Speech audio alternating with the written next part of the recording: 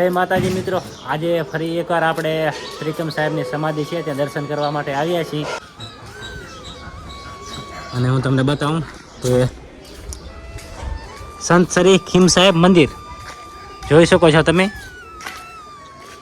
અને અહીંયાથી આપણે અંદર જવાનું છે. મેન દ્વાર છે, અહીંયાથી આપણે અંદર જવાનું છે. જોઈ શકો છો તમે, નાનકો દરવાજો અહીંયા રાખેલો છે.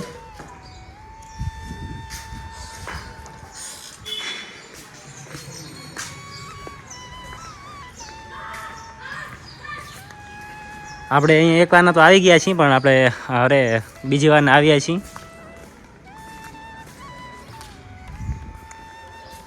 પછી અહીંયા આપણે અંદર મિત્રો આપણે આવી ગયા છીએ. આ છે ગંગ સાહેબ, જે ખીમ સાહેબના પુત્ર હતા.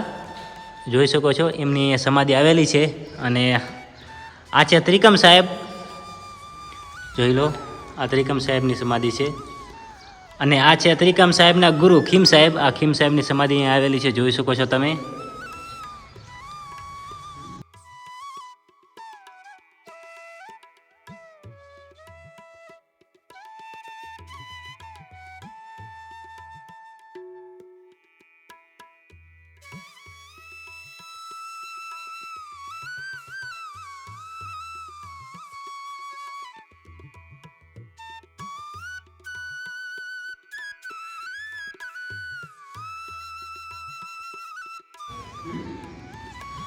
અહીંયા બધા સંતો મહત્વના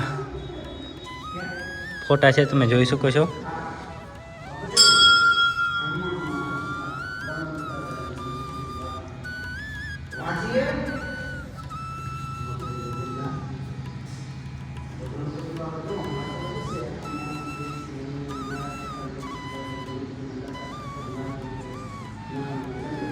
સંત શ્રી ખીમ સાહેબનો ઢોલિયો છે, તમે જોઈ શકો છો.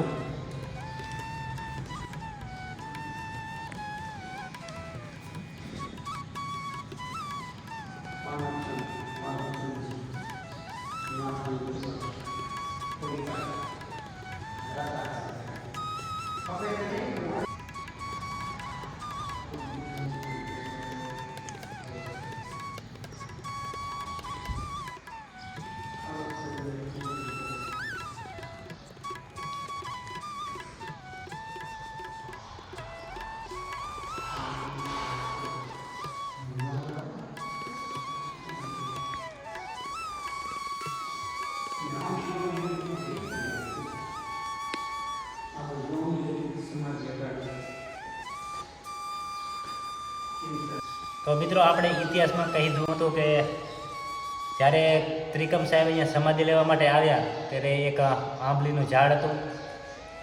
એ ત્રિકમ સાહેબે આંબલીને વિનંતી કરી એટલે 10 ડગલા દૂર ખસી ગઈ હતી. આજે એની અંદર પીપળો થયો છે, એ પણ હું તમને બતાવવાની કોશિશ કરીશ. એ મંદિર અંદર નથી, મંદિર બહાર આવેલો છે પીપળો.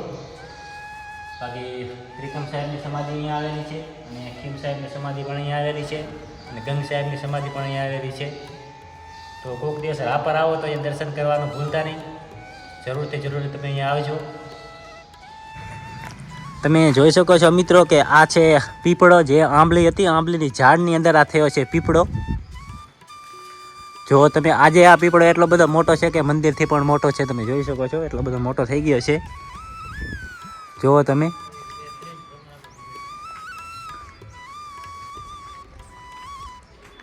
જુઓ,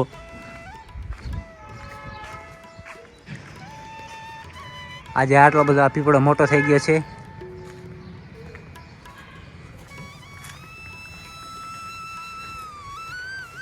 તમે જોઈ શકો છો મિત્રો કે ભમુદગીરી બાપુની અહીંયા ફોટો છે, તમે જોઈ શકો છો.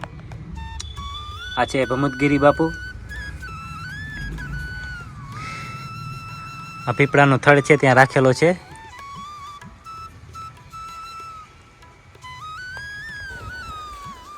તો મિત્રો તમે જ્યારે રાપર આવો ત્યારે જરૂર દર્શન કરવા માટે આવજો. અને આપણો જે ત્રિકમ સાહેબનો જે મેં ઇતિહાસ કીધો હતો, એ ઇતિહાસ બહુ સારો ચાલ્યો. આજે 28 કે જેવો થવા આવ્યો છે. તો આપણે મળીએ કોઈક નવા વિડીયોમાં.